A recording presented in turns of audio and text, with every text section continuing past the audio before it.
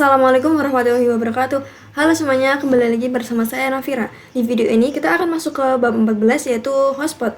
Nah, yang akan kita belajar itu ada 5 pembahasan. Nah, yang pertama itu konsep dari hotspot. Nah, kebanyakan Wi-Fi hotspot itu tidak di password dan semua user bisa connect dan akan diarahkan ke halaman login di web browser. Lalu, tiap user bisa login dengan username dan password yang berbeda-beda. Metode semacam inilah yang sering kita temukan di kampus, wifi cafe, sekolah, kantor, maupun area publik lainnya. Nah, di sini saya sudah menyiapkan sebuah topologi. Untuk membuatnya, di sini kalian seperti biasa, type-nya pilih yang CloudNAT. Lalu tambahkan satu router. Nah, di sini saya menamainya router hotspot. Nah, lalu pada bagian keyme option dihapus. Nah, lalu kalian tambahkan docker IO.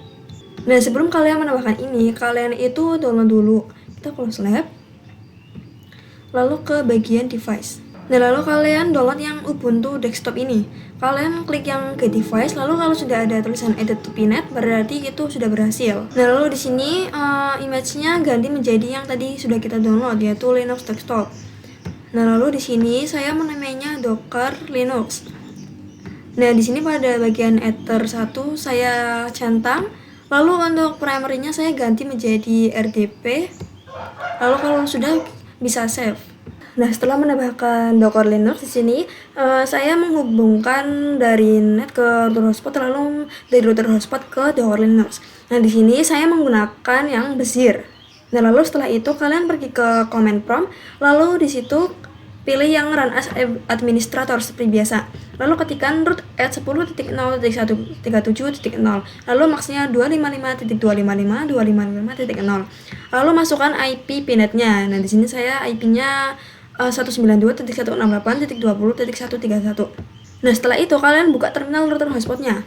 Nah, lalu di sini ketikkan IP address print. Nah, di sini router hotspot saya itu mendapatkan IP dari ESP 10.0.137.140. Nah, setelah itu kalian bisa masuk ke Winbox menggunakan IP ini. Nah, lalu di sini saya akan mengganti hostname-nya. Di sini kita ke sistem, lalu ke identity. Di sini saya akan menamainya seperti tadi, airstrip hotspot. Lalu kita bisa apply, lalu oke.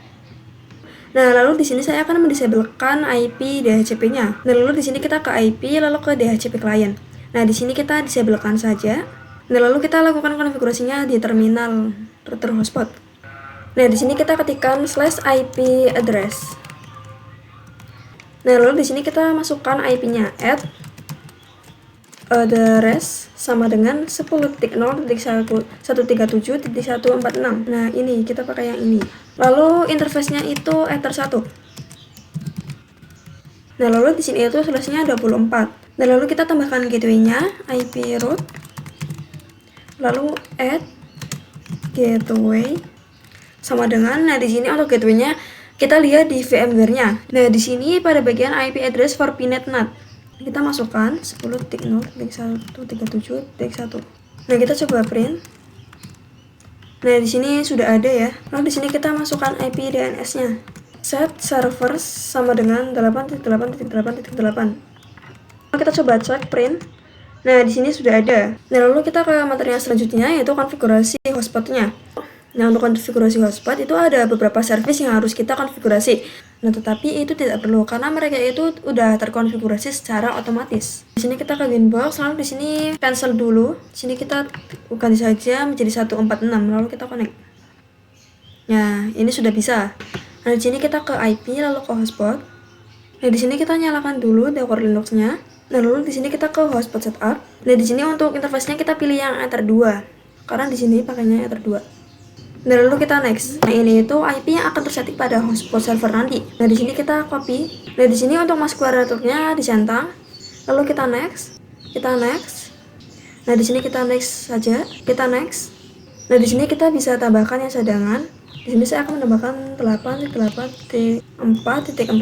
Next. Nah, di sini untuk DNS-nya itu merupakan namanya akan ditampilkan di webnya.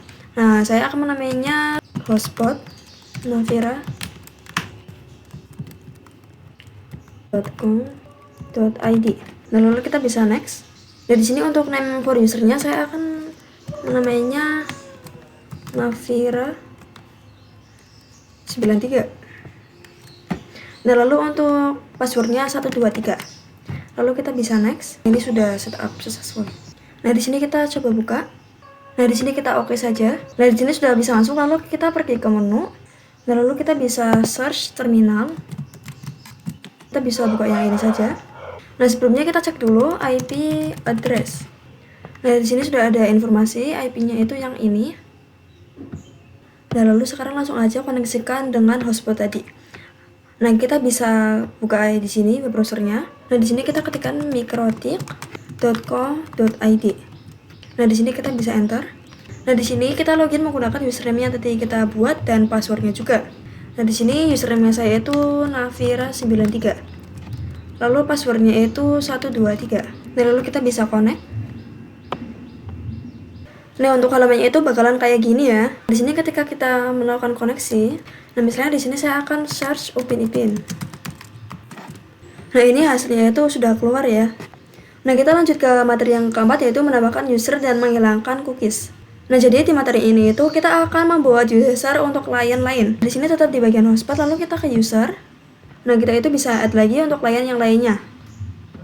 Nah, di sini untuk servernya itu all, untuk namanya user 1, lalu passwordnya 1234.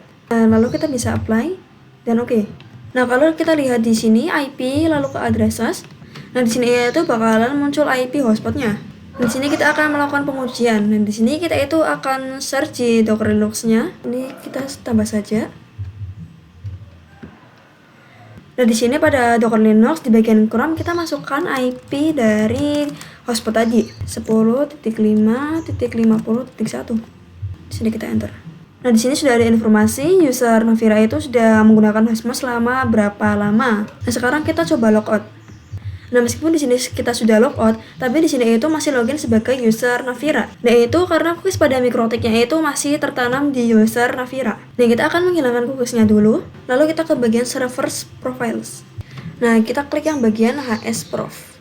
Lalu kita ke bagian login. Nah, di sini pada bagian cookie-nya kita non-centangkan, lalu kita bisa apply, lalu oke. Nah, di sini pada bagian kanan itu ada cookies.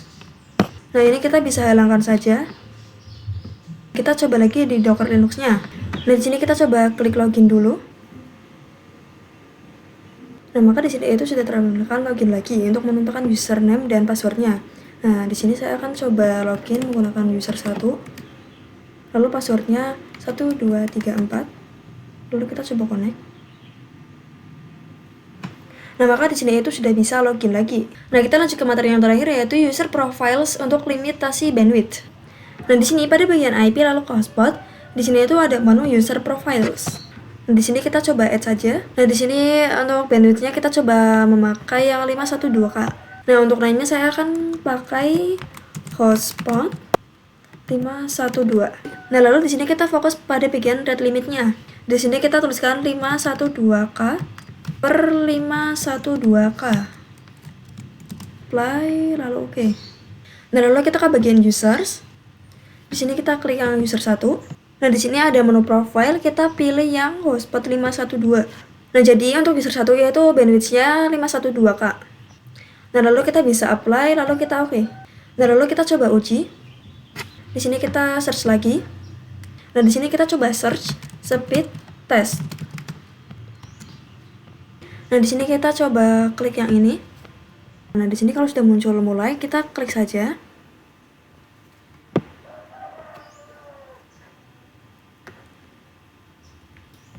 Nah, maka di sini akan muncul speed test-nya. Nah, jadi begitu cara untuk uji bandwidth. Nah, sekian pembelajaran di bab 14 ini, semoga bermanfaat. Terima kasih telah menonton. Wassalamualaikum warahmatullahi wabarakatuh.